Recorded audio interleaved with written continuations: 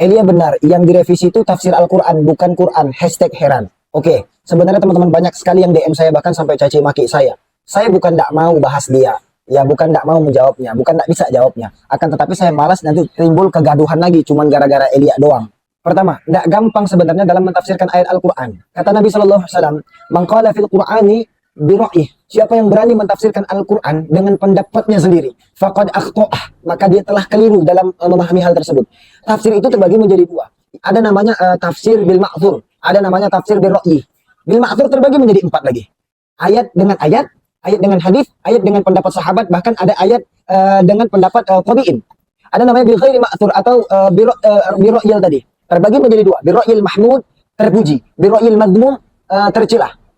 Maka nggak gampang teman-teman kita itu untuk segampang itu gitu loh dalam memahami tafsir. Jangan sebentar kita udah orang pintar, yuk lah kita gampang kok tafsirin ayat-ayat Al-Quran itu orang-orang Islam. Nggak begitu. Kata Nabi SAW, "Man la syaikha lahu fa syaitanu syaikhuhu."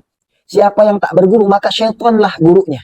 Maka nggak gampang Anda bisa mentafsirkan ayat itu. Bahkan yang Islam saja kadang-kadang belum tentu bisa mentafsirkan itu dengan jelas. Apalagi Anda, maka masuk dulu ke dalam Islam. Ya, kalau nggak bisa menguasai hal tersebut, ya udah diam aja. Ada tahap-tahapan belajar nahwunya, belajar sorofnya dan sebagainya. Nah, kemudian teman-teman, kita mempercayai yang adanya imam ulama-ulama yang luar biasa yang kita ambil salah satu tafsir-tafsirnya seperti contoh Syekh Abdurrahman Jalaluddin As-Suyuti rahmatullah alaih, atau disebut kita sering namanya itu tafsir Jalalain, atau ada juga tafsir Imam Ibnu Katsir dan lain-lain. Contoh ayat Quran mengatakan alladzina yattabi'una ar-rasulan nabiyyal ummiyal ladzi yajidunahu maktuban indahum fit Taurati wal Injil. Yakni itu orang-orang yang mengikut Rasul. Nabi yang ummi, yang namanya itu mereka dapati tertulis di dalam Taurat dan Injil yang ada di sisi mereka. Menurut tafsir Ibnu Katsir dan sifat-sifat Nabi Muhammad Shallallahu Alaihi Wasallam masih ada tetap dalam kitab-kitab mereka yang dulu-dulu. Bahkan ini diketahui oleh ulama-ulama dan rahib-rahib yang ada di zaman dulu.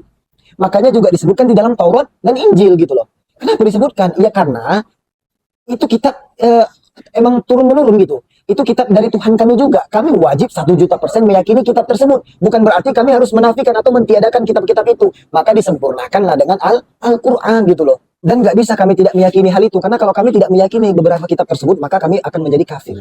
Contoh nih, ada kisah yang diriwayatkan oleh Imam Ahmad. Telah menceritakan bahwa kepada kami Ismail dari Al-Jariri, dari Abu Sakhr Al-Uqaili.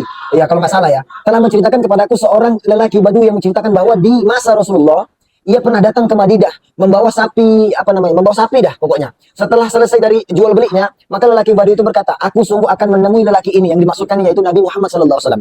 "Dan sungguh aku akan mendengar darinya. Lalu aku menjumpainya sedang berjalan di antara Abu Bakar dan Umar bin Khattab. Maka aku mengikuti mereka berjalan hingga sampailah mereka kepada seorang lelaki Yahudi. Kemudian lelaki Yahudi itu sedang membuka kitab Taurat. Nah, ini sedang dibuka kitab Taurat. Seraya membaca sebagai ungkapan rasa duka dan bela sungkawanya atas anak lelakinya yang sudah menghadapi kematian atau sakaratul maut. Anak laki-lakinya itu adalah seorang pemuda yang paling tampan dan paling gagah.